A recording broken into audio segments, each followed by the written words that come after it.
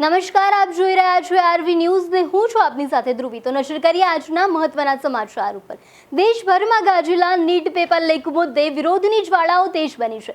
આજે અમદાવાદમાં ગુજરાત યુનિવર્સિટીના ગેટ પાસે એનએસયુઆઈ દ્વારા સરકાર અને એનટીએ સામે આક્રોશ સાથે જોરદાર પ્રદર્શન કરવામાં આવ્યું હતું। હાથમાં બેનરો અને સૂત્રોચ્ચાર સાથે કાર્યકર્તાઓએ આક્ષેપ કર્યો હતો કે વારંવાર થતા પેપર લીક એ માત્ર ઘટના નથી પણ લાખો વિદ્યાર્થીઓના ભવિષ્ય સાથેનો ઘોર અન્યાય છે।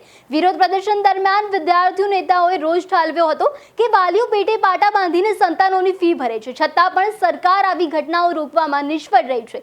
એનએસયુઆઈએ માંગ કરી છે કે સરકાર આ મુદ્દે મૌન તોડે અને વિદ્યાર્થીઓની મહેનત પર પાણી ફેરવતા જવાબદારો સામે દાખલારૂપ કડક કાર્યવાહી કરવામાં આવે। શહેર પ્રમુખ એનએસયુઆઈ આ માત્ર પેપર લીકની ઘટના નથી પણ લાખો વિદ્યાર્થીઓની રાત મહેનત દિવસની જે મહેનત છે એની જોડે સરકાર રમી રહી છે। એનડીએ રાષ્ટ્રીય લેવલની સંસ્થા છે જે વારંવાર આ ભૂલો કરી રહી છે। તેનાથી ચોખ્ખું સમજાય છે કે ભૂલ નહીં પણ મોટું વ્યવસ્થિત કાવતરું છે। વિદ્યાર્થી રાત દિવસ એક કરીને વાંચે છે, બીજી બાજુ એમના વાલીઓ એમની ખૂન પસીનાની કમાઈ એક કરીને ફી ભરે છે અને સરકાર સામે શું આપે છે? પેપર લીકની ઘટના અને એક્ઝામ રદ થવાની સમાચાર। અમે એનડીએને સ્પષ્ટ માંગણી કરીએ છીએ કે આ જલ્દીના જલ્દી ધોરણે આમાં જે બી સંડોવણી થયેલી છે એમને કડક કાર્યવાહી કરવામાં આવે અને વિદ્યાર્થીઓને યોગ્ય ન્યાય આપવામાં આવે। જો આવું કરવામાં નહીં આવે તો આજે આંદોલન અમદાવાદમાં થઈ રહ્યું છે, પછી પૂરા ગુજરાતમાં આંદોલન કરવામાં આવશે। હિંમતનગરમાં એક સરકારી કર્મચારી દ્વારા કાયદાના લીલે લીરા ઉડાડતો જોખમી સ્ટન્ટ સામે આવ્યો છે। ખેડબ્રહ્માના એક તલાટીએ ધાણદા ફાટકથી મહેતાપુરા તરફ જતા બ્રોડગેજ રેલવે ટ્રેક ઉપર પોતાની કાર ચડાવીને 100 મીટર સુધી દોડાવી હતી। જોકે જોખમી રીતે કાર ચલાવવા છતાં ગાડી ટ્રેકના પથ્થરોમાં જ ફસાઈ ગઈ હતી, જેને આખરે ક્રેન વડે બહાર કાઢવી પડી હતી અને આ ઘટનાને પગલે લોકોના ટોળા ઉમટ્યા હતા અને રેલવે પોલીસે તાત્કાલિક કાર્યવાહી હાથ ધરીને કારને જપ્ત કરી લીધી છે। રેલવે પ્રોપર્ટી અને સુરક્ષા સાથે ચેડા કરવા બદલ તલાટી સામે કાયદેસરની કાર્યવાહી તેજ કરવામાં આવી છે।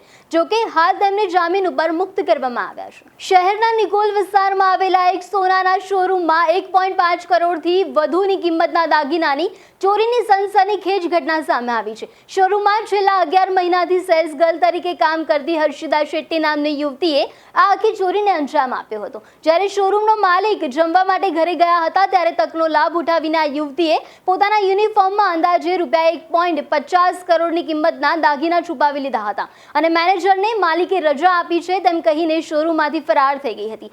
દાગીના ગાયબ જણાતા જ્યારે સીસીટીવી ફૂટેજ ચેક કરવામાં આવ્યા હતા ત્યારે મહિલા કર્મચારીની શંકાસ્પદ હલચલ અને દાગીના લઈ જતી ઘટના કેમેરામાં કેદ થઈ હતી। નિકોલ પોલીસે આ મામલે ગુનો નોંધીને ફરાર આરોપી મહિલાની ધરપકડ કરવા માટે તપાસના ચક્રો ગતિમાન કર્યા છે। દેશભરમાં સોના અને ચાંદી જેવી કિંમતી ધાતુઓના શોખીનો માટે ઝટકા સમાન સમાચાર સામે આવ્યા છે। વડાપ્રધાન મોદીની અપીલ બાદ કેન્દ્ર સરકારે એક મોટો નિર્ણય લેતા સોના સહિતની કિંમતી ધાતુઓ પરની આયાત ડ્યુટીમાં અદદ વધારો કરવામાં આવ્યો છે। અગાઉ જે આયાત ડ્યુટી 6% હતી તેને વધારીને હવે સીધી જ 15% કરી દેવામાં આવી છે।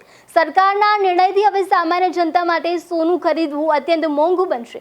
ભાવમાં ઐતિહાસિક ઉછાળો છે। ઇમ્પોર્ટ ડ્યુટીમાં કરાયેલા વધારાની સીધી જ અસર બજાર પર જોવા મળી રહી છે। વાયદા બજારમાં ચાંદીનો ભાવ પ્રથમ વખત 3 લાખ રૂપિયાના સ્તરને પાર કરી ગયો છે, જેમાં 1,21,000 રૂપિયાનો તોતિંગ ઉછાળો નોંધાયો છે। બીજી તરફ સોના પણ પ્રતિ 10 ગ્રામ 10,000 રૂપિયાનો વધારો થતા સોનાનો નવો ભાવ હવે 1.63 લાખ રૂપિયાને પાર પહોંચી ગયો છે। રોકાણકારો અને ગ્રાહકોમાં ભાવ વધારાને પગલે ભારે હલચલ જોવા મળી રહી છે।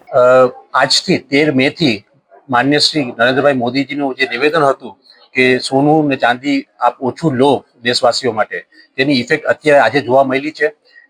ઇમ્પોર્ટ ડ્યુટી જે સોના પર 6% હતી તે આજથી સીધી 15% કરવામાં આવી છે સોનું અને ચાંદી બંનેની અંદર। તેના હિસાબે રાતોરાત સોનાની અંદર 1,52,000 જે સોનું હતું તે અત્યારે 1,65,000 પર આવી ગયું છે। ઓલમોસ્ટ 10,000 થી પણ વધારો આમાં જોવા મળ્યો છે એક રાતમાં।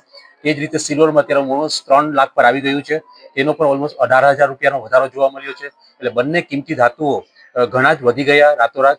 એટલે ઓલરેડી વધેલું હતું અને તેમાં પણ અત્યારે વધારો ખાસો 9%નો વધારો આવી ગયો છે। આ જે વધારો છે તેના હિસાબે અમારી જે ઇન્ડસ્ટ્રી છે જ્વેલર્સ ની આખી જે પણ ઇન્ડિયા લેવલ પર આપણે ઇન્ડસ્ટ્રી પકડે તો બહુ વધારે લોકો આની સાથે સંકળાયેલા છે। કરોડો લોકો સાથે આમાં સંકળાયેલા છે આ ઇન્ડસ્ટ્રીમાં। તે બધાને આમાં ઇફેક્ટ કરશે। લોકો ઓલરેડી સોનું મોંઘું હતું તેનાથી લઈ નહોતા શકતા, તેમાં આ તોતિંગ વધારો થયો તેનાથી હવે કસ્ટમરો ઘણું આમાં લઈ નહીં શકે। માન્ય શ્રી નરેન્દ્ર મોદીજીએ જે બયાન આપ્યું છે તેના પર અમે લોકો જ્વેલર્સ ઇન્ડસ્ટ્રી આખી તેમની સાથે છે.